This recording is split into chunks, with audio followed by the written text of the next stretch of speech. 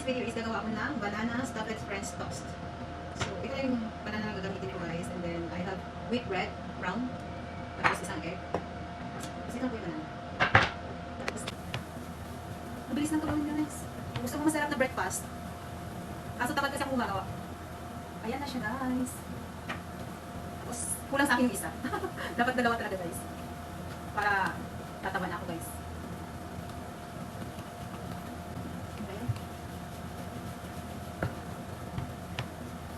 Mabilis lang ito gawin guys. Gusto ko masarap na breakfast. Kaso tamad kasi akong gumagawa. Ayan na siya guys. Tapos kulang sa akin yung isa. Dapat dalawa talaga guys. Para tataba na ako guys. Keep smiling, keep shining. Though you can always count on me. For sure. At what friends are for. And good times, and bad times. Dapat guys may matching kanta kaya para lami ang pagkaon. Charot, done. So I'm gonna check my banana. Hindi na siya palaman. So yummy. Guys, nakaprepare lang ako ng palaman kag toast. Olive oil ang ginagamit namin guys. Then I want to put some this cinnamon. Tapos kanya na yung labas guys. So lagyan na natin ang palaman.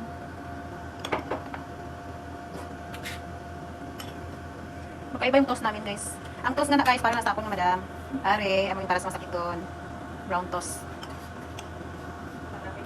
Kaya busy ang madam guys. Ako na-prepare sa iyang breakfast. After nyan guys, i-roll mo lang yung ayan siya guys.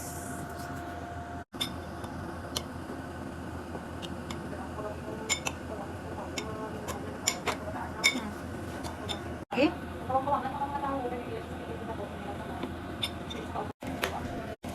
Ayan na siya guys. May breakfast. Amo niya ako ng breakfast guys. Healthy siya kaayo. May cinnamon siya. Tapos egg. Tapos banana.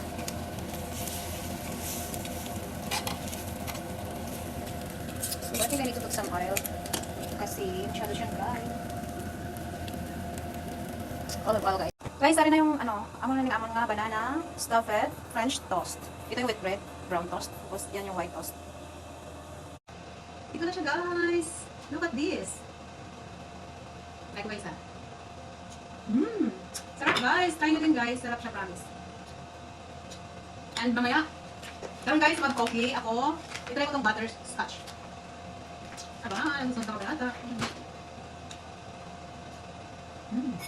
Sarap.